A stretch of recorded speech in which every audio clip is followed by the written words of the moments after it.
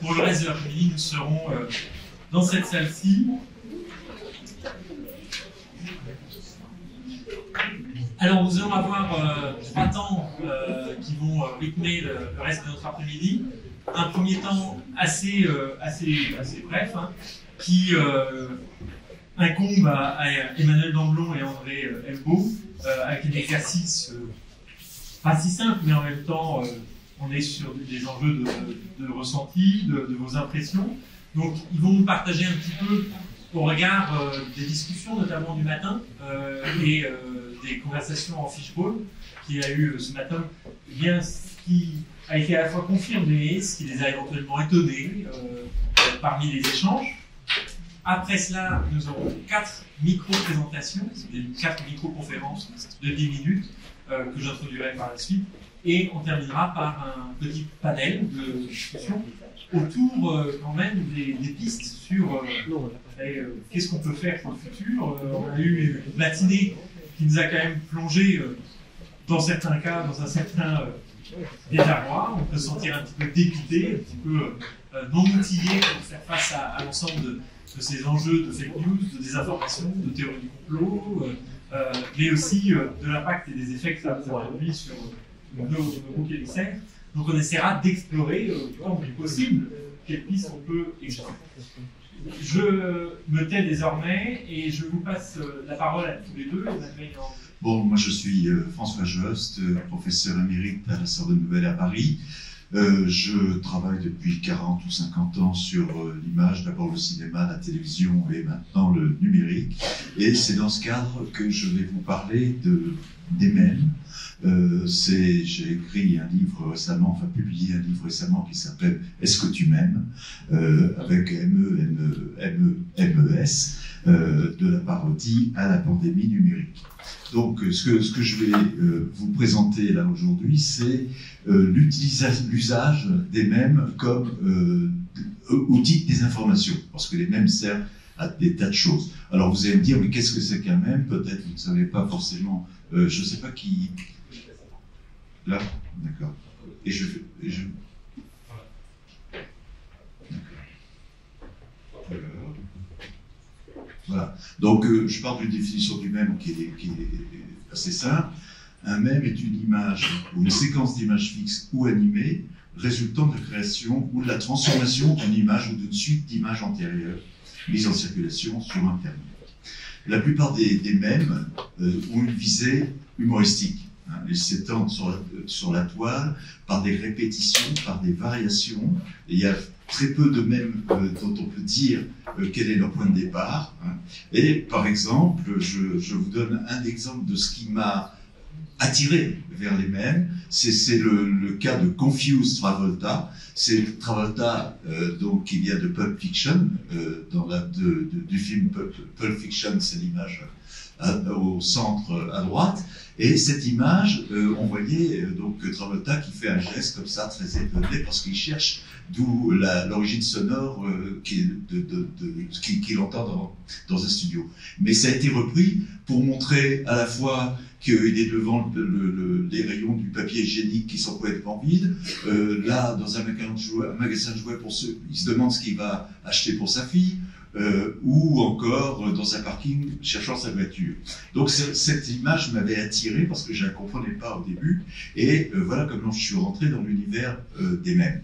Alors il y a donc des mèmes qui sont purement humoristiques comme celui-ci, mais il y a aussi des mèmes qui sont satiriques, c'est-à-dire que de même que la caricature de la presse se présente comme un commentaire souvent de l'actualité, on a des mèmes qui commentent l'actualité, qui dans une certaine mesure, deviennent donc des informations.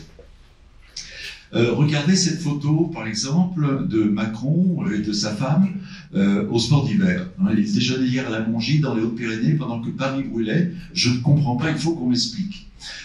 Et vous avez même une célèbre humoriste belge qui travaille chez nous, qui a marqué « Trinquons à la manif pour le climat » et quel flair d'avoir annulé la réserve Fouquet.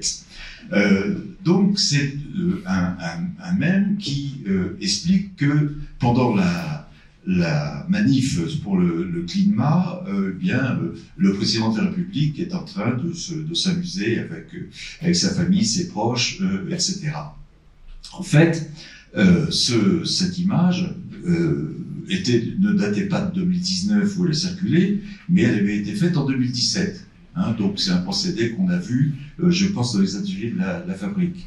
Mais elle se présente comme une énonciation sérieuse. Ce qui en fait donc, l'image détournée, là encore, c'est le texte. Hein, l'image ne parle pas toute seule. Pour continuer, oui, donc du divertissement explicite, on passe à un commentaire sur le monde réel qui se présente comme une information. Et donc, à ce moment-là, le mème devient réellement une fausse nouvelle. Un cas plus grave est celui des mèmes qui ont visé Biden pendant la campagne électorale. Ici, vous savez que Biden avait été traité de Creepy Joe, c'est-à-dire personnage louche, et de Sleepy Joe, personnage qui sommeille. Alors ces mèmes vont donner de la matière à ces deux surnoms. Hein. Le premier pour montrer un comportement inapproprié, et le deuxième pour montrer qu'il s'est endormi pendant une interview sur une chaîne américaine. Or, j'espère qu'il y a une suite. Voilà. Alors, deux images donc, témoignent du comportement de Creepy Joe. On voit qu'il embrasse un petit garçon, et il y a une autre où il embrasse une petite fille sur les cheveux, tandis qu'elle tient sa mère par la main. Et donc, à partir de ces images, on a fait passer l'idée qu'il était pédophile, et ça résonne pour nous qui avons entendu dans notre atelier ce matin parler de Pizzagate, hein, qui était aussi l'histoire de la pédophilie. Donc, on a associé à la pédophilie cette image, alors qu'en fait, c'est pendant l'enterrement de son fils, Beau, qui console son petit-fils. Hein, c'est donc évidemment une image qui a un sens très, très précis. L'autre image, c'est donc Biden en train de s'endormir pendant une interview. Cette image est plus complexe en termes de fabrique de l'image, puisque on a à la fois utilisé des ronflements d'Harry Belafonte qui s'était réellement endormi pendant une interview, et la tête légèrement penchée en avant parce qu'il était dans un duplex avec Hillary Clinton. Donc là, on entendait très très très fortement le ronflement, et donc évidemment cette image est relativement, j'allais dire rhétoriquement convaincante. Donc évidemment, comme je vous ai dit, c'était absolument pas le cas réel de ce qui s'était passé. Alors évidemment, une des caractéristiques des mèmes, qui est une caractéristique, on pourrait dire, de l'ensemble de ce qui se passe sur le net, c'est que les mèmes créent des communautés. C'est-à-dire que les gens qui font circuler les mèmes sont finalement dans les mêmes croyances. Et ce qui fait que l'esprit critique est extrêmement affaibli par cette circulation. Parce que si on le fait circuler, c'est d'une certaine façon, on l'approuve. Alors, je reviens pour finir. Je vais peut-être être en avance, mais bon, j'espère que c'est pas puni non plus. Pour terminer, je reviens à la première image que je vous ai montrée. Voilà, donc ce mème que je vous ai montré au départ, il a été créé en vers 2010 ou quelque chose comme ça, c'est-à-dire il y a une dizaine d'années. Hein. Et aujourd'hui, en 2022, il sert encore de référence dans cette mémoire dont on a parlé ce matin, qui est une mémoire collective des gens qui regardent des mèmes. On reconnaît donc ici encore Travolta. Mais cette fois-ci, il est devant la place principale de Kiev, et c'est pour montrer qu'il ne se passe rien. Hein. Et cette image a été envoyée par l'ambassade de Russie en Afrique du Sud pour dire aux gens, ben non, vous voyez, il n'y a pas de rumeur de guerre, il ne se passe rien, là, il se tourne, il n'y a rien. Hein. Et donc, c'est ce qui est très intéressant, à mon avis, dans ce même, c'est qu'on voit une institution comme l'ambassade de Russie, qui, pour désinformer, va utiliser les mêmes armes, si vous voulez, que ceux qui avaient juste une visée humoristique. Ça en dit très long sur la légitimité qu'ont acquis les mêmes, qui sont effectivement utilisés aussi bien par des djihadistes, hein, que par l'extrême droite américaine. Et paradoxalement, c'est ça qui est quand même absolument étonnant, c'est que c'est souvent les mêmes caractères, comme on dit, qui servent dans un côté comme de l'autre. C'est-à-dire qu'il y a une sorte de consensus, si vous voulez, sur le lexique, disons le lexique visuel. Alors moi je dis pas que les mêmes sont un nouveau langage, parce qu'il y a beaucoup de choses qui viennent de la parodie, du pastiche, etc. de avant, mais en tout cas il y a quand même un consensus sur un lexique qui se forge et qui lui est totalement mondial, est totalement international. Voilà, donc ça mérite, comme vous voyez, d'être pris en compte, et vous voyez que les mêmes, qui sont d'abord quelque chose d'humoristique, peuvent aussi être redoutables pour l'information. Merci. Merci beaucoup. Je m'appelle Massimo Leone, je suis professeur de philosophie de la communication à l'Université de Turin et je dirige également un projet ERC, European Research Council, qui s'appelle Facets, qui est un projet exactement sur les visages numériques et sur la façon dont le numérique pourrait changer l'essence du visage. Alors, le visage est quelque chose de très important dans l'évolution humaine. C'est une interface fondamentale de notre vie sociale entre nature et culture. C'est une source fondamentale d'informations que nous donnons aux autres et que nous recevons des autres. Qu'est-ce qu'il arrive au visage dans les mondes numériques? On peut modifier la façon dont le visage apparaît avec des modifications qui sont assez souples, qu'on pouvait exécuter également dans l'ère prénumérique. Par exemple, ici, j'ai changé dans une photo à moi les fonds de l'image. Et donc, vous n'êtes pas dans la condition de savoir quelle était l'image originale et quelle est l'image modifiée. Probablement, vous penserez que l'image modifiée, c'est l'image à droite, parce que c'est une image où il y a de la nature, donc peut-être un peu plus, disons, liée à la fiction qu'à la réalité. Mais si j'utilise la même app, c'est une app très connue, hein, qui est inventée dans un laboratoire russe, un labo auquel nous avons donné tous des images de nos visages de façon spontanée.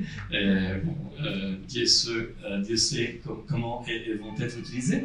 Mais me voilà vieilli par la même application, donc une application qui transforme mon visage et l'apparence anagrammatique de mon visage de façon assez réalistique, utilisant un algorithme qui est entraîné avec des images de vieux visages et un algorithme qui après est capable de vieillir mon visage de façon réalistique.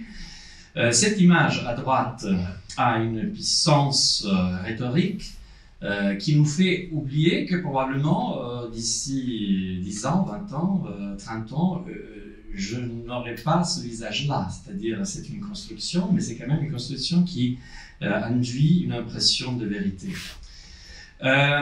Voilà un site Facebook au nom de Massimo Leone, c'est mon nom et c'est mon prénom, qui a comme image de profil une image de mon visage. Cette image, moi je la reconnais, c'est une image que ma femme a fait de moi à Paris. Je reconnais les livres qui sont dans les fonds de l'image. Mais ce profil Facebook n'est pas à moi. Donc, moi, je ne suis pas le propriétaire de ce profil Facebook. C'est quelqu'un ou quelque chose, je ne sais pas, qui a créé ce profil Facebook, qui a trouvé cette image à moi dans l'Internet, qui a nommé ce profil Facebook Massimo Leone. D'ailleurs, il paraît que c'est quelqu'un en Belgique. Mais moi, j'ai écrit à Facebook en disant, écoutez, il y a quelqu'un qui a créé un profil Facebook avec mon nom, avec mon prénom, avec mon image, l'image de mon visage, l'image que je reconnais, que j'ai dans ma caméra, comme image de profil. Donc, qu'est-ce qui se passe là? Et ils m'ont dit, désolé monsieur, parce que ce profil ne viole pas, ne va pas contre les normes d'usage de Facebook. Donc, ce profil est là, vous pouvez le trouver, et il sera toujours là, parce qu'en effet, du point de vue des lois de Facebook, il est légitime. Mais du point de vue, ça nous fait au moins sourire, n'est-ce pas? Ça nous fait inquiéter un peu, qu'il y ait un double de moi qui circule dans les réseaux. Mais bon, il y a des autres changements beaucoup plus radicaux. Par exemple, c'est la fille que ma mère aurait toujours voulu, elle n'a jamais eu. C'est moi souriant. Mon sourire, c'est pas comme ça. En me voyant souriant, vous remarqueriez que ce n'est pas ma façon de sourire. Mais c'est encore une fois de l'intelligence artificielle qui est entraînée avec des images de sourire, qui me prête un sourire dans l'élaboration de l'image. Il y a aussi des images de synthèse plus poussées. Voilà, ça c'est une photo de mon visage, une photo du visage de mon épouse, et une photo de la gamine qu'on pourrait avoir, les deux. C'est-à-dire, on n'a pas d'enfants, on n'a pas surtout des gamines, mais l'intelligence artificielle a créé cette gamine qui, bien évidemment, elle est belle, parce que l'intelligence artificielle nous flatte tout le temps, en produisant une image de synthèse avec le visage de mon épouse et les miens. Alors, vous avez peut-être trouvé des images comme ça tout le temps. Ça, c'est un vieux CAPTCHA test, c'est-à-dire c'est un test qui permet de vous reconnaître face à la machine comme des êtres humains. Parce que jusqu'à présent, et de moins en moins, il faut dire, la véritable façon de distinguer entre un humain et un faux humain, c'est-à-dire une machine qui se passe par un humain, c'est la capacité de traiter des images. Donc, on nous demandait, par exemple, pour entrer dans un site d'une banque ou pour entrer dans un site sécurisé, est-ce que vous pouvez reconnaître les images de Austin Powers, les distinguer des images des gens qui ont des gros dents, mais qui ne sont pas Austin Powers, non? Et disons, avant, les machines, l'intelligence artificielle n'étaient pas tellement capables de passer les tests. Mais de plus en plus, au fur et à mesure que nous passions ce test-là, nous entraînions en même temps l'intelligence artificielle à passer ces tests-là. Hein. Et alors, on est passé de l'image, disons, à 2 dimensions, statique, de visage artificiel, donc produit par l'intelligence artificielle, à de vidéos, donc des images de visage en mouvement. Les plus vous avez de photos, d'images de vous dans l'Internet, les plus l'intelligence artificielle pourra produire des deepfakes qui sont très performants. Et ça conduit à des résultats spectaculaires en ce qui concerne les visages qui sont très présents dans le web. Par exemple, les visages de Tom Cruise. Hein. Ça, c'est un deepfake de Tom Cruise. You know, I get my eyebrows done, but first, I get my hair cut.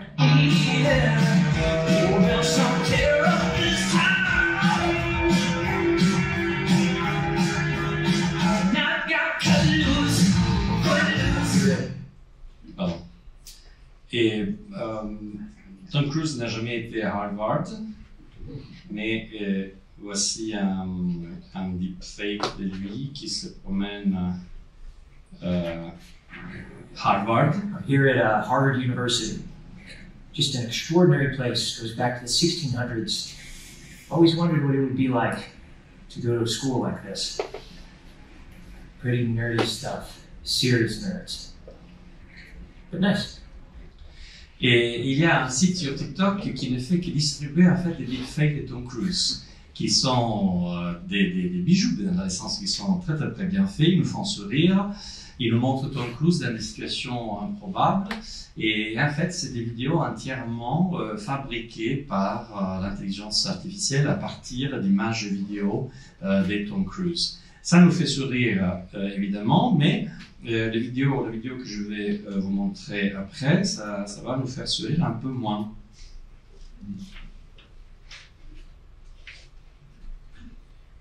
AI 앵커가 전하는 MBN 주요 뉴스입니다.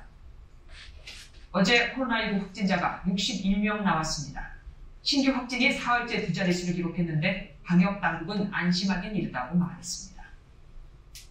방역 당국이 유통 과정에서 문제가 있었다며 오늘부터 실시할 예정이었던 국가 무료 AI 앵커가 전하는 MBN 주요 뉴스입니다. 어제 코로나19 확진자가 61명 나왔습니다.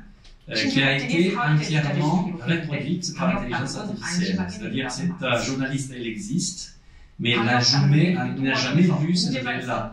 C'est-à-dire que c'est une vidéo qui est entièrement fabriquée de façon numérique, instantanée. Et donc ça soulève beaucoup plus de questionnements sur l'impact de cette technologie sur, disons, des gens qui ne sont pas des gens de divertissement. Un autre exemple, écoutez ce monsieur. बधाई हो आप सभी को, क्योंकि अभी नागरिकता संशोधन बिल राज्यसभा से भी पास हो गया और इसी के साथ जो पाकिस्तान में, बांग्लादेश में, अफगानिस्तान में हिंदुओं के साथ। बधाई हो आप सभी को, क्योंकि अभी नागरिकता संशोधन बिल राज्यसभा से भी पास हो गया और इसी के साथ जो पाकिस्तान में, बांग्लादेश में, अफगानिस्तान में हिंदुओं के साथ, सिखों के साथ। C'est la même vidéo du même personnage, et avec ça je vais conclure parce que time c'est ça. C'est le même personnage, c'est un politicien indien qui a demandé à une entreprise de deepfake indienne de fabriquer des deepfakes, cette fois non pas négatifs, parce que les deepfakes normalement ont été fabriqués pour le revenge porn par exemple, pour jeter du discrédit sur les gens, mais pour fabriquer un deepfake positif. Donc ce monsieur il ne parle que l'anglais, mais on a fait un deepfake de lui en post-produisant les mouvements de ses lèvres et en les montrant capable de parler une langue régionale d'une partie des langues. Et donc c'était comme si, je ne sais pas, un politicien français était montré dans une vidéo capable de parler parfaitement flamand. Voilà. Et avec des mouvements des lèvres qui seraient, disons, parfaits. Et donc vous voyez, on peut utiliser maintenant le deepfake de plus en plus pour présenter une image soit plus négative, soit plus positive, en tout cas pour faire circuler une image fautive du visage, une image qui est fabriquée par l'intelligence artificielle et qui est impossible à détecter par un œil humain. Et cela ouvre des horizons assez inquiétants pour les destins et les conséquences de la circulation d'images numériques de l'Internet. Je vous remercie beaucoup.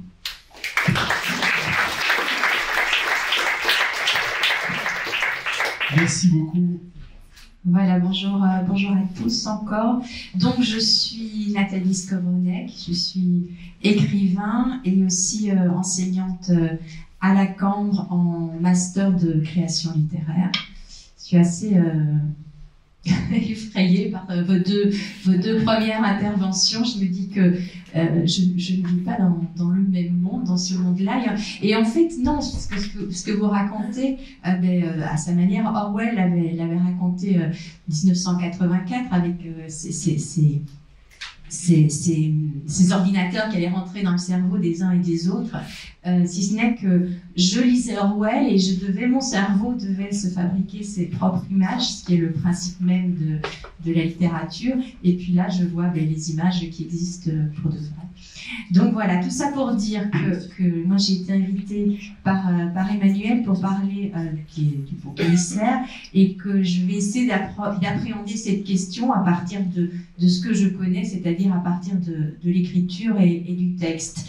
Et donc Ce que moi je pensais, c'était repartir à partir de Jean de La Fontaine, qui probablement se retournerait dans sa tombe, parce que, voilà, là, évidemment, et c'est le principe de mon intervention, la littérature, le roman, mais l'art en général, essaye d'épouser les oscillations de notre monde. Parfois, il est en avance. Souvent, la bonne littérature est un peu en avance, et essaye aussi quelque part de synthétiser espèce de magma dans lequel on vit. Et donc, si on reprend un très connu que tout le monde a étudié à l'école, qui est La Fontaine, si je reprends la fable Les animaux malades de la peste, eh bien, on va voir que tout ce que nous, on essaye de mettre à plat ici dans nos rencontres aujourd'hui, mais finalement, il a créé un espace métaphorique évidemment, dans lequel il essaye d'attraper et de décrire ce que nous aussi, on essaye d'attraper avec nos mots à nous aujourd'hui. Et donc, si je lis un petit extrait des animaux malades de la peste, un mal qui répand la terreur, mal que le ciel, en sa fureur, inventa pour punir les crimes de la terre, la peste, puisqu'il faut l'appeler par son nom, faisait aux animaux de la guerre, ils ne mouraient pas tous, mais tous étaient frappés. Donc, on comprend qu'il y a un déséquilibre. Alors, La Fontaine va dire la peste. Aujourd'hui, on a beaucoup parlé du Covid. Quelqu'un d'autre dira qu'est-ce qui se passe depuis 2008, nous sommes en période de crise. Moi, ce qui m'intéresse, voilà, c'est de synthétiser un petit peu les choses et de se dire que voilà, la peste peut être, d'ailleurs, il l'a mis là dans l'édition avec une majuscule, un peu le réceptacle donc de ce déséquilibre.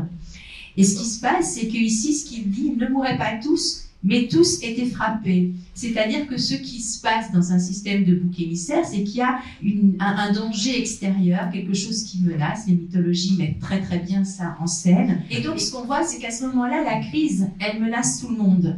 Et évidemment, je vais m'appuyer sur René Girard, qui a beaucoup utilisé ce phénomène du bouc émissaire et du sacrifice. Et donc, ce qu'on voit, c'est qu'à un moment donné, on va essayer finalement d'isoler une personne pour essayer de régler cette crise. Je crois que le ciel a permis pour nos péchés cette infortune, que le plus coupable de nous se sacrifie au trait du céleste courroux. Peut-être il obtiendra la guérison commune. Donc l'idée, c'est d'isoler le bouc émissaire. Et évidemment, c'est quelque chose qu'on va connaître toujours et c'est quelque chose qui fonctionne très très bien dans les récits, ce qu'on va mettre en marche. C'est un récit dans lequel on va trembler, dans lequel on va avoir des systèmes d'identification à la fois pour les bons et à la fois pour les mauvais, puisque la littérature est le lieu de cette complexité-là, et que les personnages qui nous intéressent sont des personnages justement qui sont jamais tout à fait blancs ou noirs, mais qui sont dans l'ambivalence. Et je raconte la suite de la fable rapidement. Donc, on essaie de voir qui est le coupable. Qui est le coupable de cette peste-là? Le premier à s'avancer, c'est le prédateur, c'est le roi des animaux, c'est le lion qui dit « J'ai dévoré fort ce mouton, que m'avait-il fait? Nulle offense. » Et ainsi de suite, tous les prédateurs, tous ceux qui sont hiérarchiquement en haut de la chaîne alimentaire vont tous essayer de dire « Oui, peut-être que c'est moi. » Mais aucun n'est assez coupable aux yeux du groupe. Jusqu'à ce que finalement, l'âne vint à son tour et dit « J'ai souvenance. Quelque diable aussi me poussait, je tondis de ce près la largeur de ma langue. » À ces mots, on cria « Haro sur le baudet ». Et donc, ce qu'on entend ici, et ce que La Fontaine nous dit avec la métaphore des animaux, c'est qu'évidemment, les plus violents, les plus dangereux, les plus menaçants, on les écarte, et c'est le plus faible, c'est l'âne, c'est l'herbivore, donc c'est celui qui ne tue pas d'autres animaux. Et c'est celui-là, évidemment, sur lequel va se concentrer toute la violence. Ce pelé, ce galeux, d'où venait tout leur mal. Et c'est lui qui va être mis à mort avec l'idée du sacrifice. Évidemment, derrière l'âne, on va entendre ce pelé et ce galeux, et chacun, selon son histoire, sa sensibilité, va savoir qui on peut mettre derrière. On mettra les juifs, on mettra les homosexuels, on mettra une petite fille un peu trop grosse dans une classe d'école, on mettra, etc., etc. Et donc, ce que Girard, évidemment, explique, et ce qui est très intéressant, malheureusement, je manque de temps, mais il va l'expliquer en permanence en s'appuyant sur des récits littéraires, c'est que le tous contre tous ne peut se résoudre que en se dirigeant contre un. Et que donc, on en a beaucoup parlé ce matin, mais que la concorde, l'équilibre ne peut se retrouver que si finalement on sacrifie, puisque c'est bien le thème de la question, si on sacrifie une personne dont on peut plus ou moins être sûr qu'il n'aura pas les moyens pour réagir, pour se défendre, etc. Et alors, je vais essayer de voir si je maîtrise. Voilà. Je voulais quand même, en quelques mots, m'arrêter sur Caravane. C'est le sacrifice d'Isaac, c'est un tableau de, je ne sais plus, 1600 et quelques. Et donc, ce qu'on voit, c'est Abraham qui doit sacrifier Isaac sur l'ordre de Dieu. Donc, il y a un phénomène de violence. Malheureusement, on n'a pas le temps de réfléchir dans la littérature à tout ce que Girard justement dit sur l'origine de la violence et le désir mimétique. C'est absolument passionnant. Mais ce qu'on voit là dans le dessin, et qui peut être juste une intuition pour la suite, parce que, encore une fois, on manque de temps, c'est ce bouc, qui donnera évidemment le nom de bouc émissaire par la suite, qui est à côté. Et finalement, c'est pas Isaac qui va être sacrifié par Abraham, mais c'est le bouc. Et ce que ça dit, c'est que finalement, la violence, pour se résoudre, va toujours se déplacer. Elle va se déplacer vers le galeux, vers l'âne qui mange de l'herbe, vers le bouc qui est normalement simplement spectateur de la scène. Et en fait, on va proposer un meurtre de remplacement, meurtre réel ou meurtre symbolique. Et si j'en reviens à ma littérature, la littérature va mettre en scène des séries et des séries de récits qui sont construits sur ce modèle-là. Joseph K. dans le procès, Boule de Suif de Maupassant, enfin je veux dire, on en a des tonnes vraiment. Ulysse qui fuit le cyclope en se mettant dans la peau d'une brebis. Donc en permanence, ce qu'on voit, c'est que ce déséquilibre va être résolu par le sacrifice d'une personne. Et donc, moi, tout ce que je peux, je vois que le temps file, tout ce que je peux proposer, finalement, c'est cette lecture du monde via le symbolique aussi, pour essayer de récupérer une espèce de profondeur de champ, une espèce de mise en perspective, de se dire que voilà, ce que je vois là, eh bien, je peux le décoder, je peux le rattacher à des mythes, à des récits, à des archétypes. Ça ne change évidemment pas forcément le monde, mais quand même, la seule chose qu'on peut faire, c'est redonner aux gens, et là-dessus, l'art est quand même un vrai appui, redonner des grilles de lecture pour décoder ce qui se passe. Pour décoder, alors bien sûr, sur les images transformées, là, je sais et je ne sais pas ce qu'on peut faire. Par contre, sur des récits, sur se dire, tiens, finalement, dans cette rhétorique-là, dans cette complexité-là, comment est-ce qu'on peut redonner à chacun, finalement, son rôle structurel? Eh bien, à partir de là, ça permet peut-être pas d'empêcher une situation, mais en tout cas de l'analyser et de la déconstruire. Et pour ça, il y a une seule, et je terminerai là-dessus, il y a une seule chose qui est possible et qui est indispensable, c'est de nous redonner et de redonner à nos enfants, à nos proches, etc., des outils pour pouvoir lire le monde, c'est-à-dire de ne pas donner à lire à l'école des livres de l'école de loisirs avec des choses toutes prémâchées, mais justement de redonner des récits qui sont complexes, avec des enjeux complexes, avec des personnages complexes, avec des situations complexes, pour qu'ils puissent avoir les moyens de les détricoter et être un peu plus actifs, peut-être face aux situations actuelles. Voilà.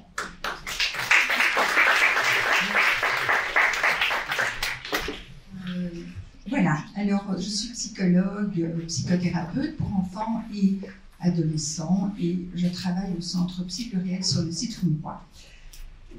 Je ne suis pas professeure. Alors, le travail que je vais vous présenter part de mon expérience professionnelle avec des adolescents qui se sont fait piéger et qui sont devenus les boucs émissaires de la EI communauté. On appelle cela le bashing. Le bashing est pour de nombreux adolescents un jeu ou une forme de défoulement pulsionnel sans par excitation qui consiste à dénigrer collectivement une personne ou un sujet. Je fais une petite parenthèse que l'idée de par excitation en psychologie est que notre système de perception-conscience se constitue peu à peu comme un appareil à filtrer les excitations et surtout à les lier à des représentations apaisantes. Or, sur les réseaux sociaux, ce système de perception-conscience n'est quasi plus présent. Le dénigrement ou le bashing se fait le plus souvent sous la forme d'un alias qu'on appelle AK, qui veut dire also know us. Par exemple, Elvis alias le King ou McDonald alias McDo. Le bashing est une tendance qu'ont les internautes à se défouler en critiquant, insultant, colportant des rumeurs et des mensonges sur quelqu'un, un groupe ou un fait. Le but est de nuire en faisant circuler des fake news. Toute la e-communauté se met en chœur pour dénoncer certaines vérités. Les réseaux sociaux constituent et facilitent un levier d'orientation de l'opinion, et ce dans la moralité la plus parfaite dont le chacun sait. Rumeurs et calomnies se répandent. Il devient facile de renverser l'opinion. C'est le règne de chacun sa vérité. Alors, avant de continuer, les exemples cliniques que je vais vous transmettre ont été acquiescés par les adolescents et certaines choses ont été bien sûr transformées. Je vais donc commencer par les dires d'une adolescente qui me confiait ceci. Je voulais que les autres me disent que je suis belle, que ce que je fais est bien, même si je ne voulais pas vraiment montrer qui je suis. J'avais tellement besoin qu'on me le dise, par un like, par un emoji ou un mot. Je ne faisais que ça, me montrer en faisant des petits montages. J'étais devenue addicte. Et puis un jour, j'étais trop loin et tout a dérapé. Je ne connaissais même pas celui qui a commencé à écrire des choses horribles sur moi. C'était un AK.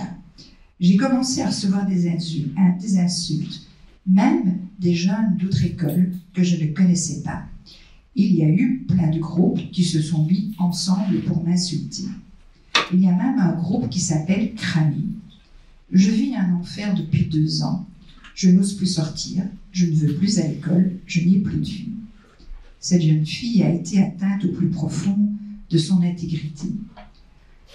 Le bashing qu'a subi cette adolescente est l'illustration de la violence d'un groupe, ici des adolescents, envers une ado. Il y a du harcèlement, des comportements d'une ado, d'une prise dans un groupe, et la notion du bouc émissaire. Déjà en 1920, dans son ouvrage Psychologie des masses et analyse du moi, Sigmund Freud a clairement démontré que l'individu noyé dans un groupe abdique son jugement personnel, sa capacité à réfléchir et même et surtout ses valeurs morales au bénéfice du groupe. Le groupe devient une entité vivant sa propre vie et créant ses propres schémas de pensée. Dans le cas de ce bashing, la victime porte sur elle tous les maux des adolescents dans leurs pulsions qui sont actées et très immédiates. Les ados ont désigné une victime expiatoire. l'ont chargé de tous les vices afin de se soulager peut-être de leurs propres blessures, mais c'est avant tout un malaise profond. Beaucoup d'ados sont en manque de valeur. Un ado confiait qu'il aimerait bien avoir un cours sur les valeurs. Alors, je pense qu'ils ont tous cours de citoyenneté. Ce qui est très étonnant, c'est que lorsqu'on rencontre ces adolescents et les victimes, ils ont l'air tellement aseptisés, tellement naïfs et tellement gentils que je me dis qu'en fait, on ne peut en réalité rien contre le fait que nous sommes fondamentalement des peuples primitifs et que malgré toute l'avancée des sciences, nous réagissons sans peut-être même nous en rendre compte, comme des sociétés archaïques, en reproduisant le schéma primitif du bouc émissaire. Cette adolescente, d'ailleurs, me fait penser à Linda Totz, cette jeune Canadienne qui s'est suicidée de par le trop-plein de messages destructeurs à son égard et qui est devenue le bouc émissaire de sa communauté. Ces deux adolescentes, par leur recours addictif aux réseaux sociaux, s'apparentaient à une impasse psychique où l'image, plus généralement le virtuel, ne pouvait pas leur permettre d'étayer le projet identificatoire avec quelque chose de sain. Bien au contraire, c'était un leurre en rupture avec une identification saine et dans un mouvement, je veux le répéter souvent, très pulsionnel qui est quand même propre aux adolescents. Tout se dit, rien ne dit, mais on croit qu'on dit tout, et tout y passe. Les fake news, les vérités, des pensées jetées et irraisonnées. Derrière le mouvement pulsionnel de ces deux adolescentes se trouve un jeu d'identification en deux temps. Identifier l'autre à elle-même, mais aussi s'identifier à l'autre dans un groupe par les retours sur l'écran. Un capital social, m'a dit un jour un adolescent. A priori, un réseau social est un lieu de communication pour le jeune qui lui permet de nouer des liens virtuels avec ses pairs et d'appartenir à des communautés. C'est un lieu d'expression et parfois de projection, permettant, si et seulement si, les échanges avec les autres sont suffisamment bons, de penser ces espaces comme des lieux contenant des contenus psychiques. La plupart des échanges dans les espaces virtuels sont probablement non adressés. Autrement dit, ils ne sont adressés qu'à soi-même. Ces messages vont développer la conscience de soi avec les autres. Et c'est cet autre qui est très important. Ce n'est qu'à partir de l'autre qu'il y aura du soutien. Ce n'est pas comme si l'autre précédait la conscience de soi. Ce n'est pas la conscience qui va à l'encontre de l'autre. C'est à partir de l'autre qu'il peut y avoir quelque chose qui deviendra une conscience de soi. Alors, je vais regarder l'heure. Ah oui, ok. Je vais devoir passer une partie. Ce qui se joue, c'est le regard, les fractions, les limites, la question du lien et du délien. C'est une clinique des paradoxes. Cette nouvelle façon de tisser des liens les uns avec les autres, de se construire et de grandir, est propre à une époque caractérisée par l'individualisme, l'omniprésence de l'image et l'immédiateté des échanges. Finalement, c'est une communication qui est toujours en bataille, mais surtout sur la question de la détresse existentielle dans ce toujours plus. Un jeune de 14 ans me relatait que tout cela était imaginaire et que ce n'était pas vraiment lui qui communiquait. Mais c'était son avatar, son aka, et qu'il y avait d'autres avatars ou d'autres akas, qu'il ne savait pas vraiment qui c'était, mais que ce n'était pas vraiment important, parce que ce n'était pas vraiment des amis. Mais on est en groupe, on ne se connaît pas, alors on dit. En général, la mise en groupe génère un mouvement d'indifférenciation, de perte de repères, avec un certain nombre d'angoisses archaïques dans une perte d'identitaire où apparaît souvent un mouvement persécutoire. Quand on est en groupe, on doit abandonner son individualité et penser comme le groupe.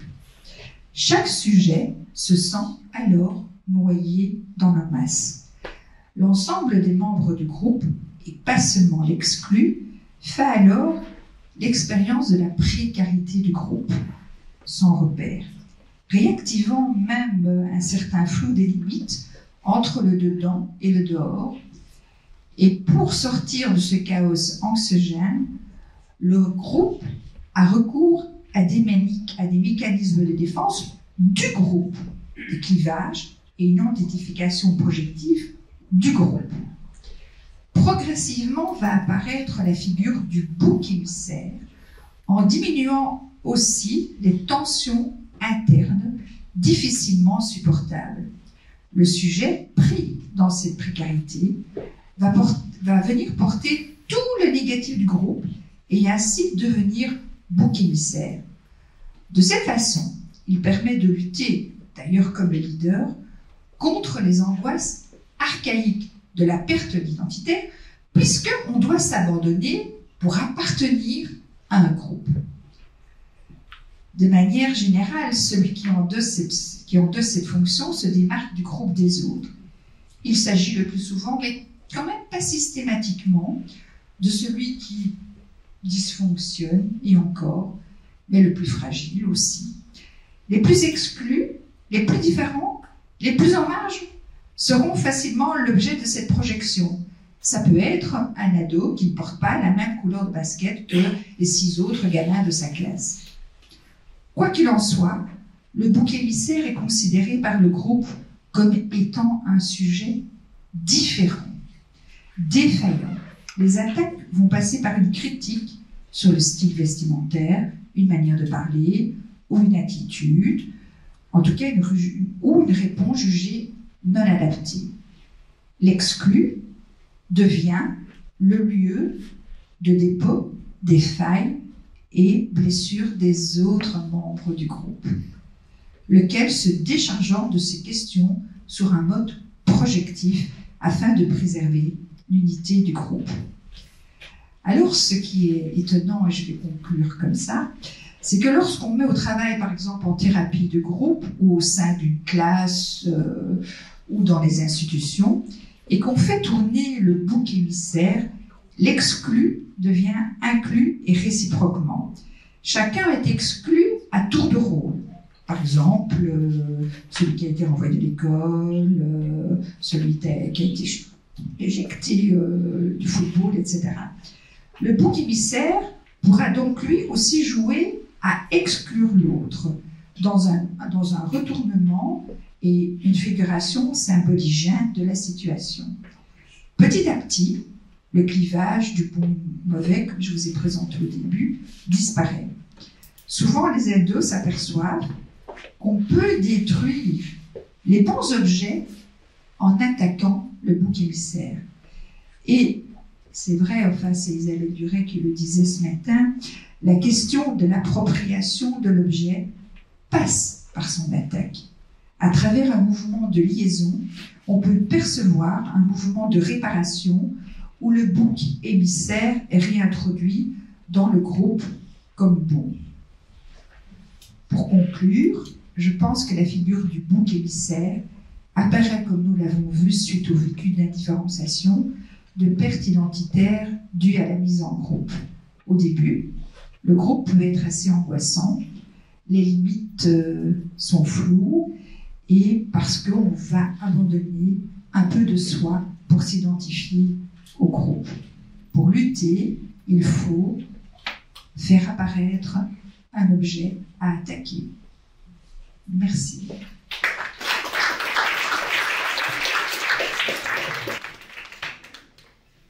Merci beaucoup, Elena, pour cette intervention. Alors, quand même, là, tout ce qu'on vient de voir, pas facile. C'est pas hyper enthousiasmant, c'est pas très réjouissif. Donc, se pose un petit peu la question de est-ce qu'on peut y faire quelque chose? Est-ce qu'on doit? Est-ce qu'on peut agir? Et donc, quels sont un petit peu eh bien, les perspectives et les pistes pour le futur. Alors, pour cela, j'invite l'ensemble de nos invités à venir me rejoindre donc, sur scène pour un dernier temps où on va justement, alors probablement énoncer le titre et puis après on pourra éteindre le vidéoprojecteur pendant le panel. On va essayer d'explorer ensemble, pour le temps qui nous reste, eh bien, quelles sont les perspectives, quelles sont les pistes pour le futur, qu'est-ce qu'on peut faire. Alors, on a vu certains éléments ce matin, on a vu des éléments dans la fabrique, et en soi, la fabrique était d'ailleurs aussi une tentative pour essayer d'amener des pistes là-dessus. Donc, voilà, question très ouverte sur qu'est-ce qu'on peut faire les uns et les autres. Alors, c'est très intéressant parce que vous avez aussi des disciplines complètement différentes et pour lesquelles probablement chacune de ces disciplines peut être une forme de pourvoyeur de pistes de solutions. Et donc, on serait tout à fait preneur que vous partagiez avec nous un certain nombre de vos réflexions qui peuvent être à la fois des expérimentations que vous avez observées, étudiées, que vous menez vous-même, ou des activités, ou voire des travaux de recherche sur certains sujets. Mais donc moi je reste sur l'idée du bouc émissaire. La première chose que je me demande, c'est est-ce que nos sociétés sont capables de vivre sans bouc émissaire? Est-ce que c'est possible? Est-ce que ça fonctionnerait? Est-ce que c'est envisageable? Peut-être que justement le bouc émissaire fait partie d'eux, parce que est-ce qu'une société sans violence est possible? Est-ce qu'on peut faire disparaître la violence? Sinon, voilà. Donc ça, c'est des questions. Voilà, je crois qu'il faut vraiment se poser. Je pense que la réponse n'est pas aussi simple qu'on pourrait l'imaginer. Et la deuxième chose sur laquelle je peux réagir par rapport alors, à résoudre le problème, non, le réguler en tout cas, c'est une question de régulation. J'ai quand même envie d'évoquer la catharsis qu'on connaît depuis la tragédie grecque, c'est-à-dire ces espèces la représentation théâtrale, artistique qui permet de déposer tous les mauvais sentiments à l'intérieur du symbolique d'une représentation et se dire que peut-être on pourrait offrir des récits offrandes comme ça qui viendraient canaliser, c'est-à-dire jouer pour de faux ce qui se passe dans la vie. Oui, parce que même si on voit un peu les ténèbres finalement à partir de tous les exemples qu'on a exposés cet après-midi, par expérience professionnelle, quand on travaille avec des groupes d'enfants et d'ados et qu'on parvient à transformer les choses, il y a quelque chose qui se passe et qui bouge. Mais c'est vrai que ça passe par l'éducation et les enseignants. Il y a des enseignants qui sont remarquables dans la recherche d'essayer de transformer les choses quand ça ne va pas dans leur classe. Et je pense que vraiment, c'est par ce biais-là aussi qu'on pourra un peu changer des choses. Il faut y croire. Outiller, former les enseignants, alors de tous les niveaux, de tous les niveaux. François ? Oui, merci. Il y a plusieurs choses qu'on peut envisager. La première, il y a une chose dont on n'a absolument pas parlé dans la journée, mais qui est pourtant, me semble-t-il, importante, c'est la question de l'anonymat sur les réseaux sociaux. Parce que, très souvent, quand on discute de cette question, des gens me disent « Non, il n'y a pas d'anonymat, il n'y a que du pseudonymat, puisqu'on peut toujours retrouver quelqu'un avec son adresse IP, etc. » Dans les faits, c'est absolument impossible. Seuls quelques journalistes l'ont fait, et parfois avec succès, mais parce qu'ils sont journalistes défendus par leur institution, etc. Sinon, le problème qui est lié aussi au bouc émissaire, je veux dire, c'est que les gens qui attaquent telle ou telle personne savent qu'ils le font en toute impunité. Donc ça, c'est... Est-ce qu'on doit aller vers la suppression de l'anonymat? C'est une question qui mérite vraiment d'être réfléchie et discutée. Et il y a des gens, il y a beaucoup d'opposition à ça, mais Moi, personnellement, j'ai fait une chronique sur le site de l'Obs, ce qui s'appelait Le Plus, pendant 5 ans. Et je veux dire, il y avait des gens qui systématiquement, quand je parlais, voulaient me détruire symboliquement. Donc je luttais en demandant au modérateur d'enlever le truc, mais si la méchanceté qui était à mon endroit était bien tournée, on ne pouvait pas l'interdire. Bon, donc c'était insupportable, et ça me paraît une des choses à régler. La deuxième chose, on pourrait, pour rester dans l'ordre des médias, on pourrait effectivement faire, il y a une éducation aux médias à faire qui permet de comprendre, par exemple, pourquoi un journaliste peut se retrouver dans une situation où il dit un jour qu'il y a 4 morts dans un attentat et le lendemain 2 morts. Parce que ça dépend, il faut voir comment se font les dépêches, qui a été à la source de la dépêche, comment ça s'est transmis, etc. Et donc, il y a des raisons à des erreurs, il peut y avoir des raisons, et donc il faut essayer de les comprendre, plutôt que, a priori, laisser ce discours, à mon avis, insupportable, c'est de toute façon, les médias nous mentent. Hein, ce qu'on avait que sur les banderoles pendant la crise des Gilets jaunes. Bon, donc ça c'est un deuxième point, mais je pense que l'éducation aux médias qu'on met toujours, on met souvent en avant, n'est pas suffisante.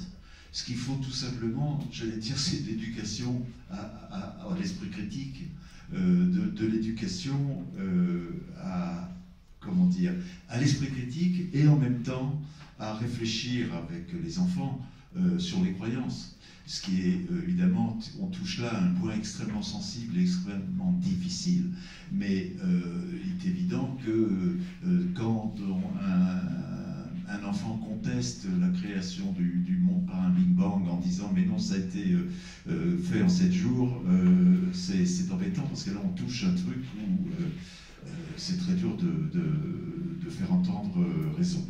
Mais je pense qu'effectivement, tant qu'on laisse un certain nombre de croyances complètement ineptes, du genre la Terre est plate, se propager dans l'espace public, on n'est pas sorti de l'auberge.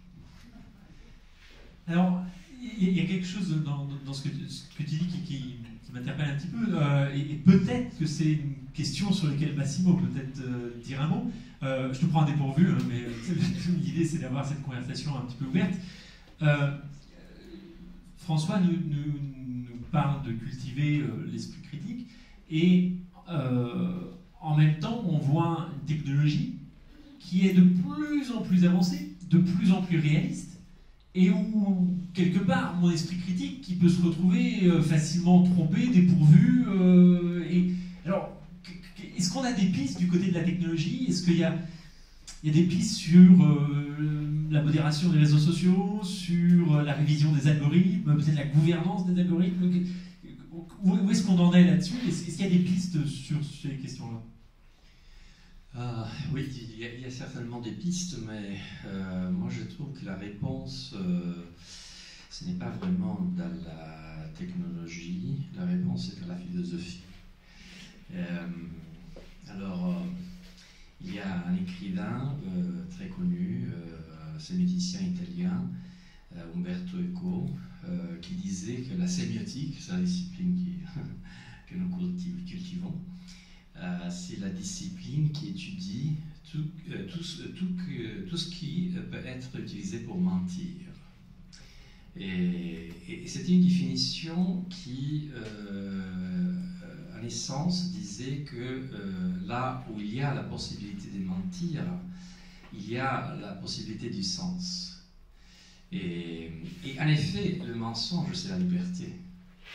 C'est-à-dire, c'est la possibilité d'imaginer un monde qui est différent par rapport au monde qui est. Et alors, la première technologie qu'on a utilisée pour faire cela, c'est le langage. Et on continue de l'utiliser. Mais après, on a développé, en tant qu'espèce, des technologies de plus en plus sophistiquées. La peinture, etc., jusqu'à l'intelligence artificielle. Alors là, on est à un moment dans lequel peut-être on doit réfléchir sur la nécessité. C'est-à-dire, la technologie nous habitue à réfléchir et à jouir de la liberté. Nous devons réfléchir et nous réjouir aussi de la nécessité de ce qui est et qui ne peut pas être différemment, qui est la vérité. Alors, la vérité de la mort, par exemple, mais aussi la vérité de la nature. C'est-à-dire, il y a des limites à la nature qu'on ne peut pas repousser. Alors, il faut se rééduquer à cette idée de la nécessité, je trouve. Merci beaucoup. André ou Emmanuel, est-ce que l'un de vous souhaite sur voilà, ces pistes sur comment on fait, comment on désenmêle tout ça, si on peut, et est-ce que c'est souhaitable ou non, est-ce que finalement cohabiter avec le mensonge, avec le faux, avec le vrai, on a toujours fait partie, même si c'est peut-être amplifié aujourd'hui, fait partie de nos sociétés. Voilà. Quels sont un petit peu vos modèles là-dessus?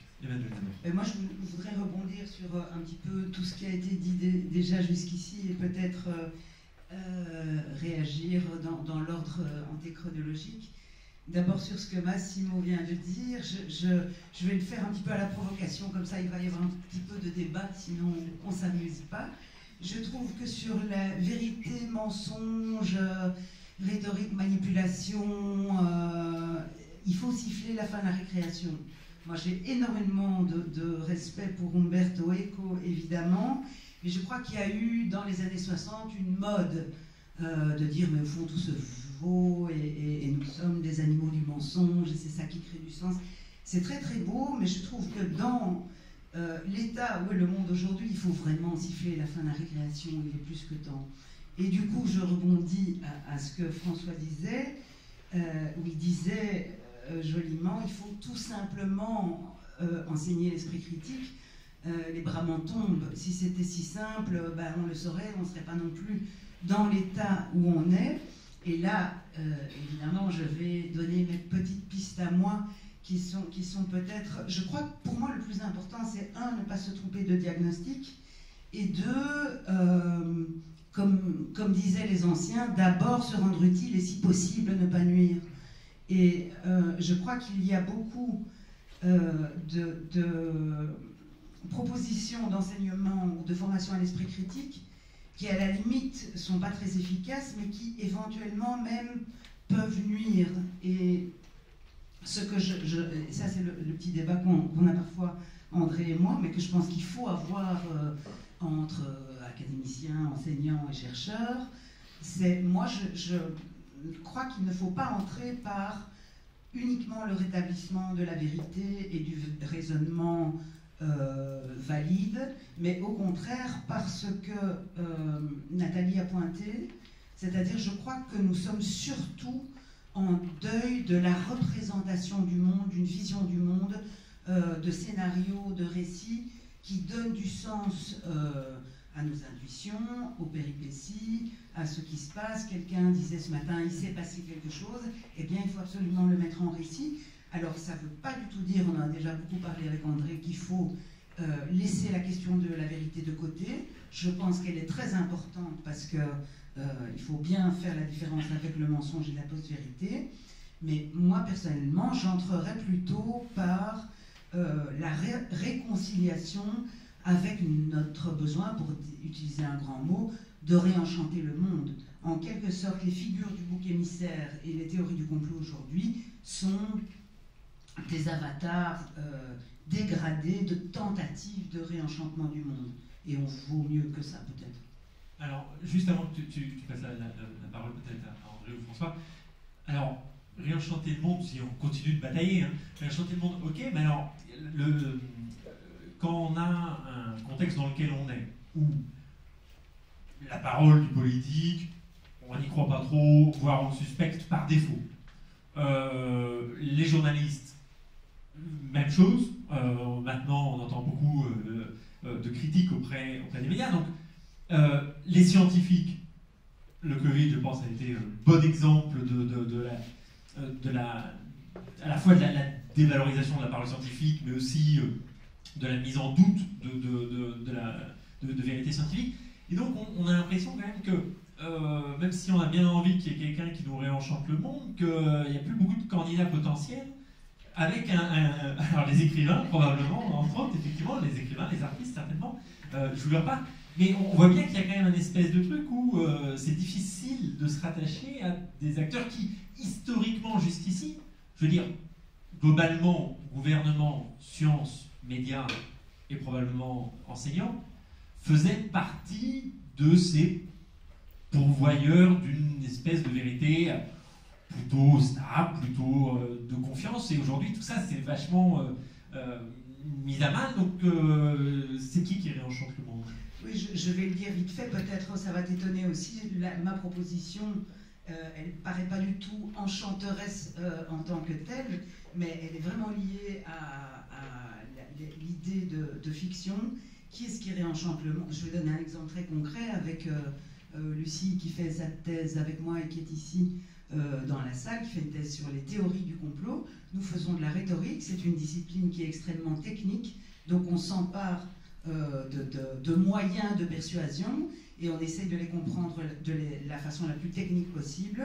Ce qu'on fait dans un cours où elle est mon assistante, où on donne cours sur les théories du complot, c'est qu'on demande aux étudiants de l'ULB, qui sont en deuxième année, donc à l'ULB, critique des sources, de construire leur propre théorie du complot et ensuite de faire un retour le plus technique possible sur leur stratégie et les raisons pour lesquelles ils pensent que leur stratégie a été efficace. Et tu me croiras si tu veux, ça réenchante quelque chose d'abord parce que, en produisant eux-mêmes cette fiction, ils savent bien que ce n'est pas la vérité, et donc là, il n'y a pas moyen de confondre ni avec le mensonge ni avec la post-vérité parce que c'est leur propre invention.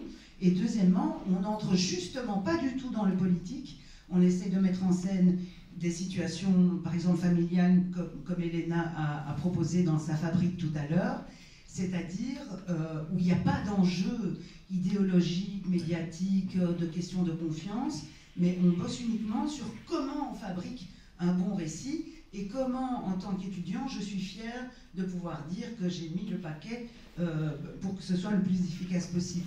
C'est de la graine de réenchantement. Alors tout le monde n'est pas un grand réalisateur du jour au lendemain, mais nous pensons que c'est par là qu'il faut commencer. Merci. André, des réflexions, soit par rapport à ce qui a été dit, soit sur cette question générale qu'on se pose ici, qui est qu'est-ce qu'on fait? Donc, je vais revenir un peu aux différents points sur la question de difficulté de se raccrocher à une piste de réenchantement. C'est sans doute lié tout simplement au fait que les différents discours, celui de l'expert, celui du politique, celui du lanceur d'alerte ou autre, sont maintenant complètement uniformisés, passent par les mêmes canaux. Alors, il me semble que il y a un point de départ à penser dans notre discussion, c'est qu'il y a une espèce d'opposition nette entre une vérité qui serait liée à des faits attestés scientifiquement, et puis qu'il y a une autre vérité qui est liée à la répétition virale et au procédé des réseaux sociaux. Or, moi je me demande si, à côté du fait qu'on considère que la vérité s'énonce, il n'y a pas une autre piste à investiguer, et qui est que la vérité se fabrique. On a beaucoup parlé de la fabrication du faux, on a très peu parlé de la fabrication du vrai. Or, je dirais que chacun a sa conception de la vérité. C'est ce qu'on est en train de répéter depuis ce matin. Il y a celui pour qui la vérité est la parole de l'expert, il y a celui pour qui la vérité c'est ses propres perceptions, ses sensations. C'était le discours des Gilets jaunes, quelque part, je crois qu'à ce que je vérifie par moi-même. Il y a celui pour qui la vérité, c'est le discours de la communauté, les réseaux sociaux, etc. Et il y a celui pour qui la vérité, c'est la vérité de l'expert, mais encore, qu'est-ce qu'un expert? Est-ce que Raoult, le professeur Raoult, est un expert? Et on pourrait continuer. C'est-à-dire qu'on est en face d'espaces cognitifs clos. Et une des pistes serait peut-être de se dire comment faire pour favoriser la confrontation, la comparaison, la navigation entre ces espaces. En sciences dures, on parle parfois d'intrication. C'est l'idée de pouvoir, au fond, faire de la confirmation un principe, une piste de sortie. Si un expert, si mes propres sensations, si le discours du politique, quelque part, ne sont plus en contradiction, mais permettent, grâce à l'esprit critique, et c'est une manière de donner un contenu à l'esprit critique, de conforter certaines hypothèses, peut-être que ce serait une manière, d'en sortir, d'autant que tous les discours de post-vérité, les discours du complot, les discours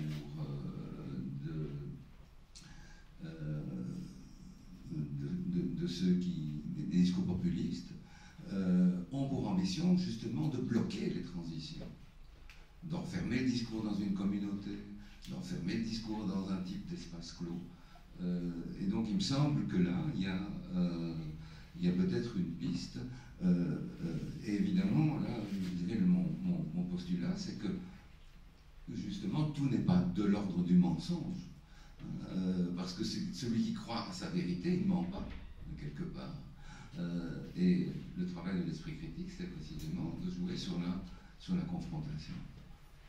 Donc, du coup, en fait, l'enjeu n'est pas tant d'essayer d'obtenir une forme de garantie d'une vérité unique, mais plutôt de toute manière, là-dessus un petit peu d'abdiquer, mais d'abdiquer de manière plutôt raisonnable, qui est qu'il ne peut pas y avoir une seule vérité unique, absolue, qu'on aurait pu, peut-être à certaines époques, par exemple le religieux, par le gouvernement, par la loi, etc., imposer, et donc d'avoir ces espèces de cohabitation de multiples vérités. Et je me demande s'il n'y a pas un enjeu, et j'aimerais bien avoir vos réactions là-dessus, si en fait l'enjeu, il n'est pas surtout de continuer à surtout cultiver la conversation, à cultiver le dialogue.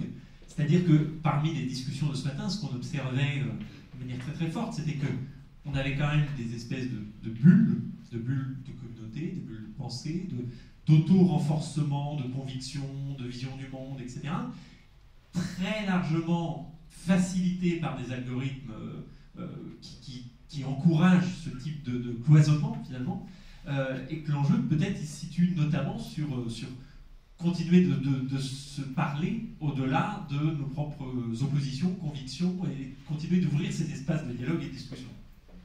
Donc, de dialoguer, mais aussi de réguler. C'est ça l'autre problème.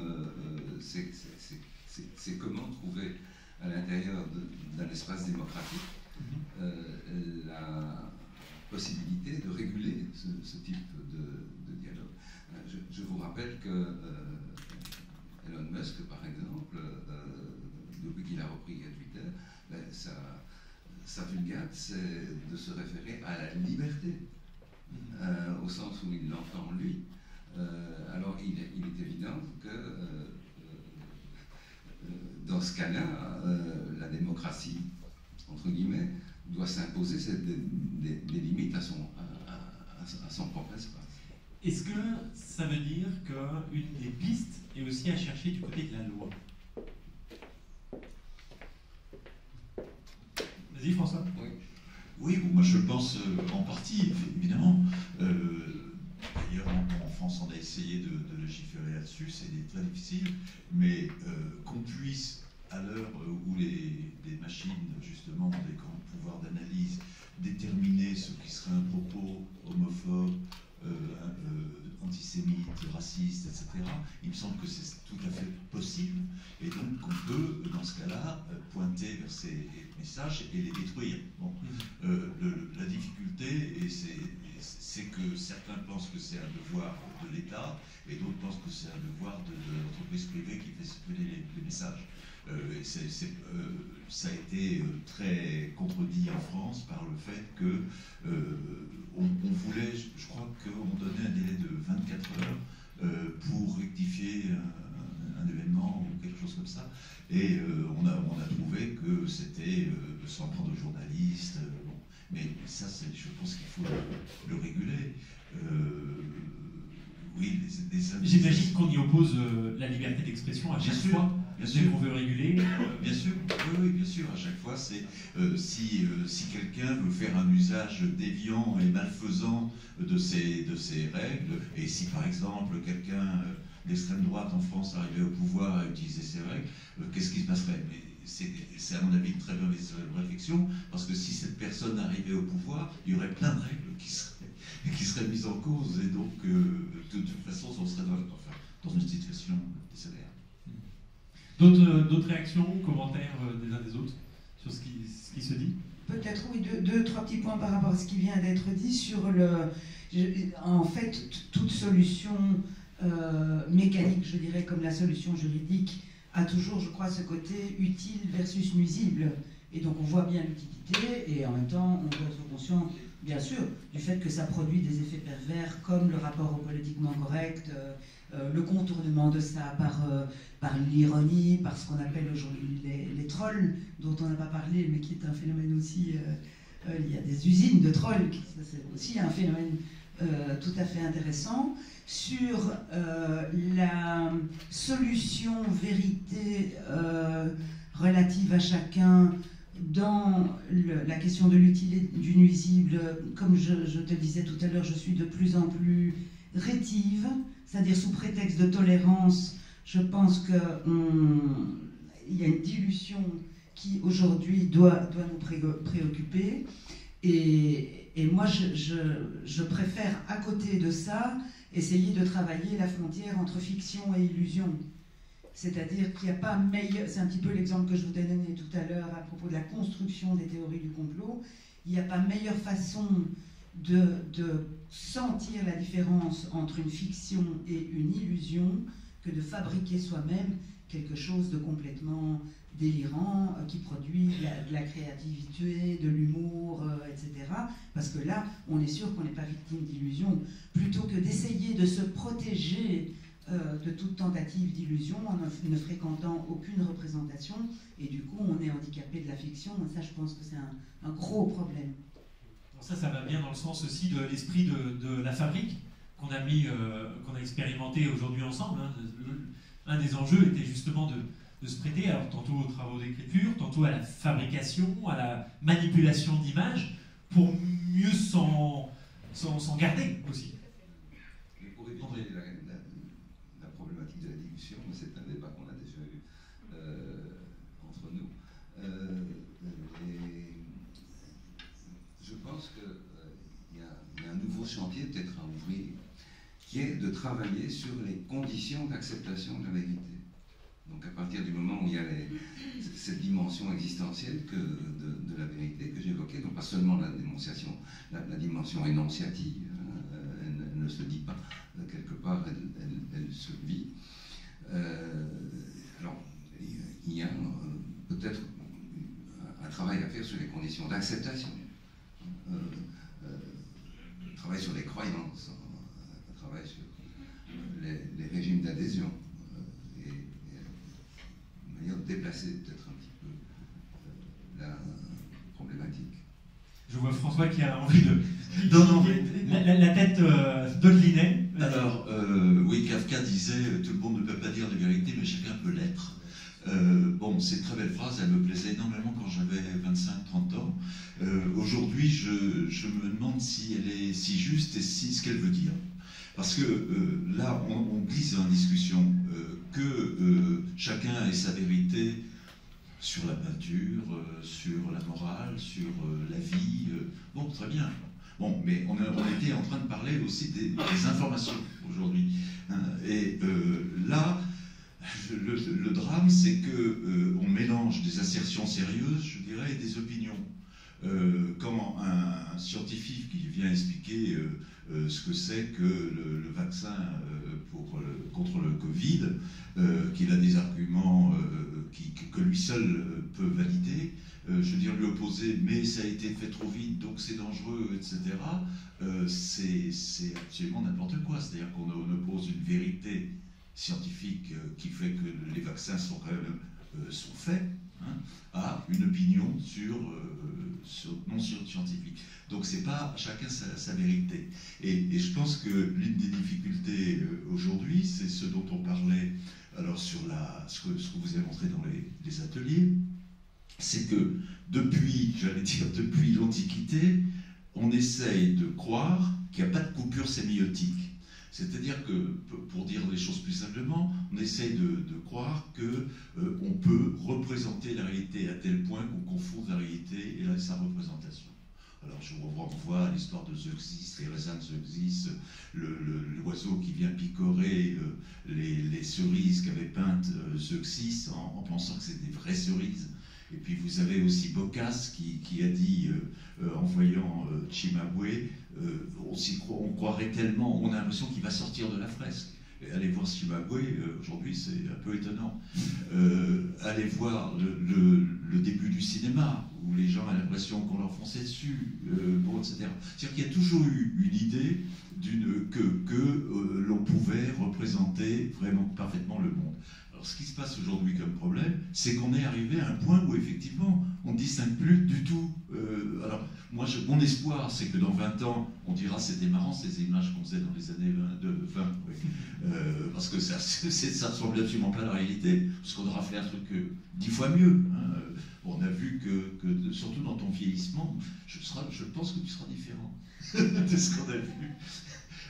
Donc, l'urgence, c'est ça. Alors moi, je ne suis pas du tout dans l'intelligence artificielle, mais je me demande, est-ce que, par exemple, pour le festival documentaire de Perpignan, là, de photos de Perpignan, je ne sais plus comment ça s'appelle, Visa pour l'image, il y a eu un moment où les images qui arrivaient étaient toutes rectifiées par le numérique. Et le directeur du festival a dit à un moment, on va vérifier toutes les photos qui arrivent, regardez comment c'est fait, parce qu'on ne veut pas de rectification après coup de ces images. Alors, est-ce que, actuellement, ça ne sera pas, pour différencier, peut-être tu peux répondre, Massimo, est-ce que pour différencier une image de morphing, enfin,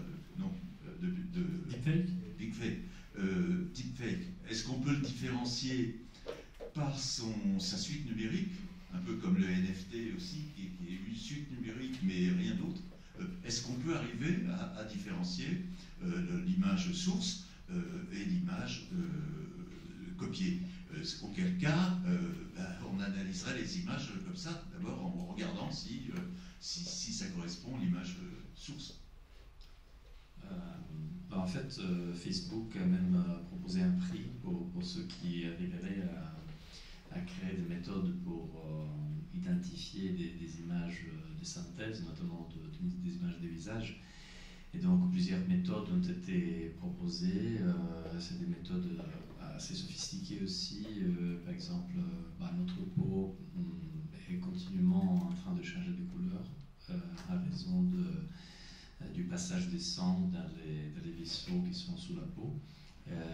Mais lorsqu'il y a une image de synthèse, cette rythmique du couleur, ça donne des rythmes irréguliers parce que c'est des visages un peu Frankenstein. Mais bien sûr, lorsqu'on trouve cette méthode de vérification, on trouve aussi une méthode de falsification. Donc il y a une surenchère qu'il y a toujours eu dans l'histoire entre la fabrication du faux et la vérification du faux. Mais maintenant, c'est comme s'il y avait des millions de fausseurs qui étaient en train tout le temps de créer des faux. Et donc c'est la quantité qui devient aussi de la qualité. Et donc du coup, la réponse c'est non. Il n'y a aucune façon pour déterminer si une image a été fabriquée. Mais on va même au-delà de ça, si l'on considère des logiciels de fabrication d'images créatives qui se sont rendus très populaires dans les dernières années, par exemple des softwares comme Midjourney ou DALL-E, donc qui qui fonctionne de façon assez simple en fait. Dans Internet, il y a tout un tas d'images qui sont en corrélation avec des textes verbaux. Et donc, on peut utiliser ces données massives pour passer d'un prompt, donc d'un texte verbal, pour la fabrication d'une image, qui soit une fabrication gérée par l'intelligence artificielle. Alors, je vous invite d'ailleurs à peut-être noter alors, un des sites, pour avoir expérimenté notamment, donc, par exemple, DALL-E, donc c'est évidemment un jeu de mots avec le peintre, mais c'est D-A-2-L et -E. Et c'est une plateforme effectivement de création 100% artificielle d'images à partir de mots que vous décrivez. Donc juste pour donner un exemple, vous mettez, je sais pas quoi, lapin et raton laveur en train de danser sur le toit de l'académie, et il va vous créer des images de ça. Et c'est absolument fascinant et du coup interpellant, comme tu signifies. Oui, et donc il y a eu de concours, par exemple, pour des infographistes qui ont été gagnés par Midjourney. Donc la machine a gagné sur l'intelligence humaine il y a très très longtemps dans des tâches qui étaient assez, disons, par rapport à des systèmes qui étaient des systèmes clos, comme les échecs. À présent, un joueur humain n'a aucune chance de gagner avec l'intelligence artificielle aux échecs. Mais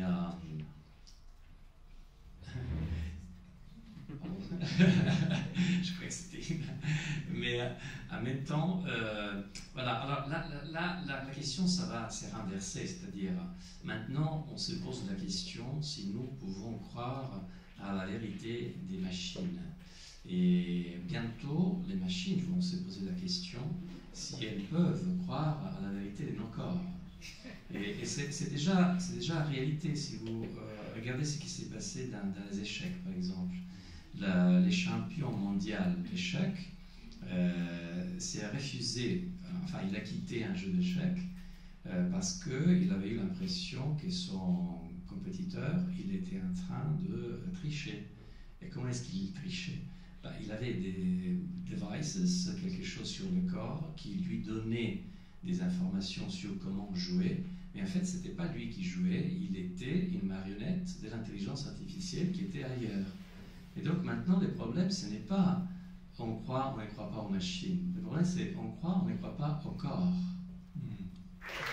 Alors moi, je suis Véronique Cabio, je suis membre de la classe Technologie et Société. Alors que vient faire Technologie et Société ici? En fait, je crois que ma présence est liée à des choses qu'on a déjà entendues aujourd'hui. C'est la question, c'est l'angoisse pratiquement de beaucoup de confrères, de consoeurs, mais je crois de vous aussi du statut de la science, de comment on transmet la connaissance. Alors l'académie, il y a un certain nombre, comme tout prof, nous sommes habitués, moi je donne cours à 450 étudiants, je donne un cours de chimie, mes collègues font pareil, et on a l'habitude d'avoir une connaissance qui descend sur la tête des gens. Alors peut-être que dans un grand élan d'autocritique, certains membres de l'académie se sont dit c'est peut-être pas tout à fait ça qu'il faudrait faire tout le temps.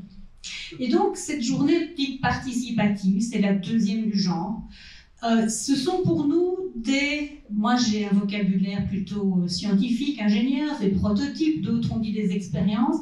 Ce sont des façons de comprendre comment nous pouvons mieux aller autrement, en plus, à la rencontre du public. Avec la croyance, et je pense qu'Emmanuel a évoqué ça, de se dire que si on va à la rencontre et si on travaille par l'expérience partagée, eh bien, on peut partager autrement la connaissance et la compréhension. Une façon de réenchanter, c'est de retrouver, je crois, un peu de pouvoir sur ce qu'on vit en comprenant ce qu'on vit.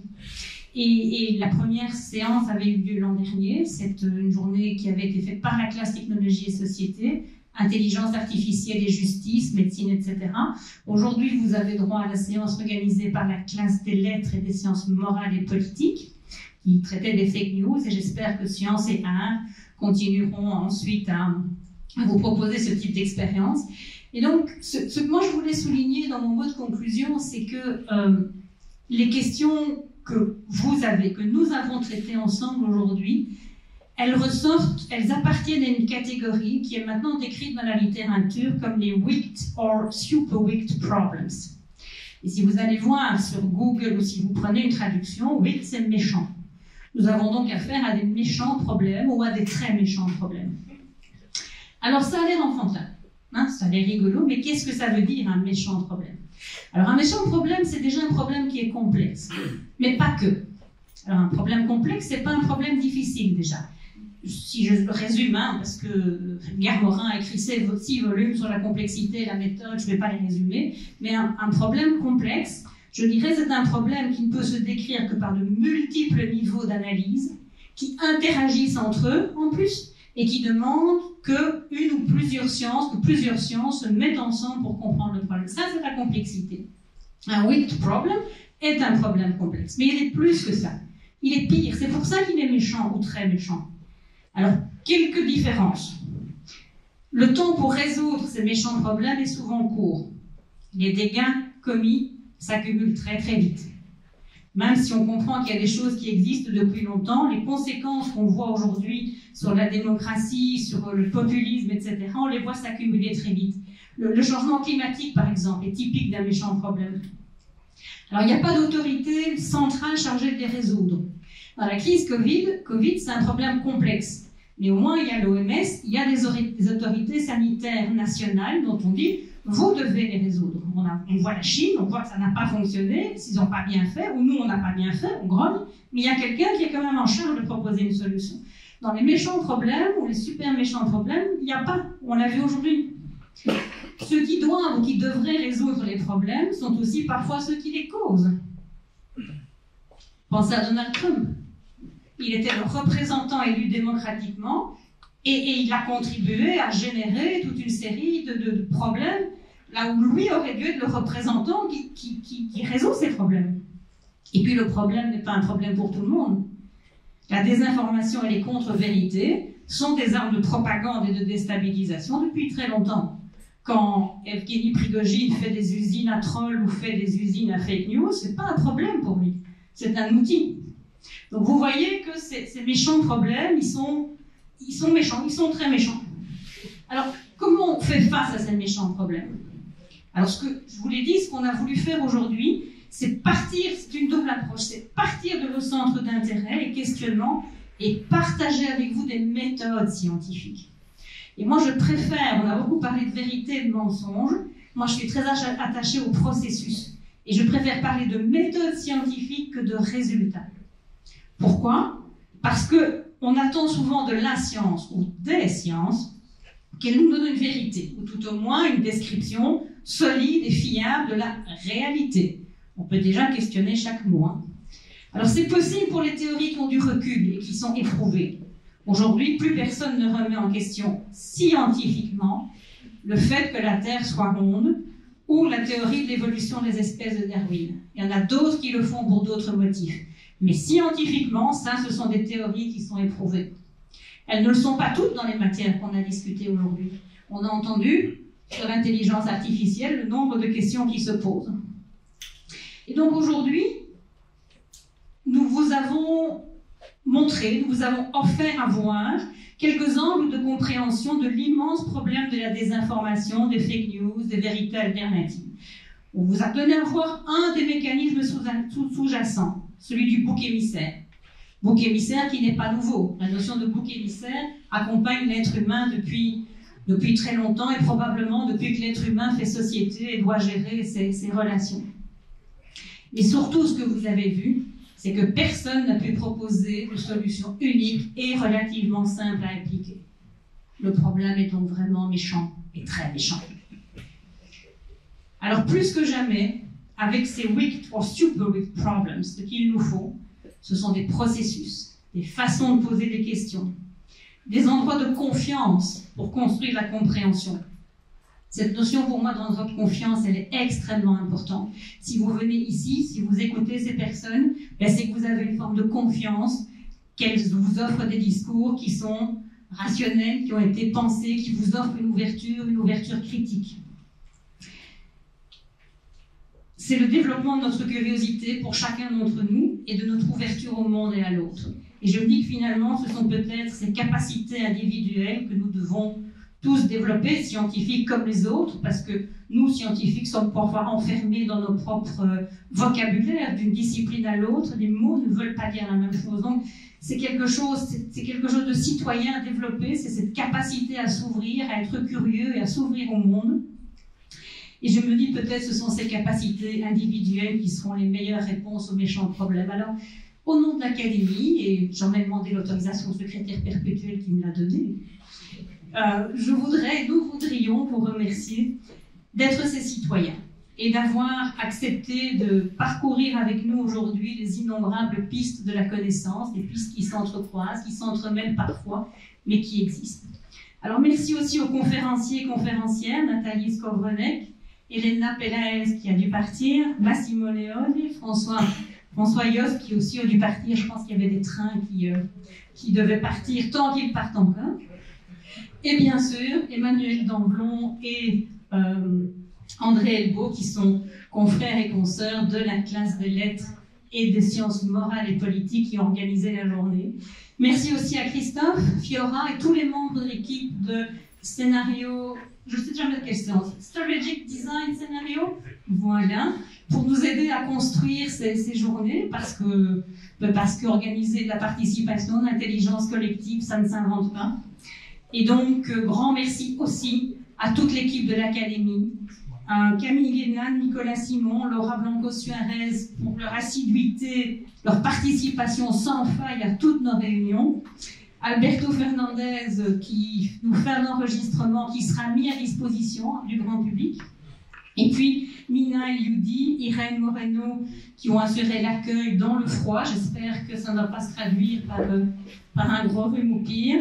Et puis Serge Alexandre qui nous accompagne et nous soutient. Serge Alexandre est le secrétaire de la classe des lettres et c'est lui qui a assuré le background et qui fait le lien avec la classe des lettres. Merci à tous et je vous souhaite une excellente soirée et de grandes réflexions, de grands récits, parce que c'est peut-être ça qui nous sauvera. Merci à tous.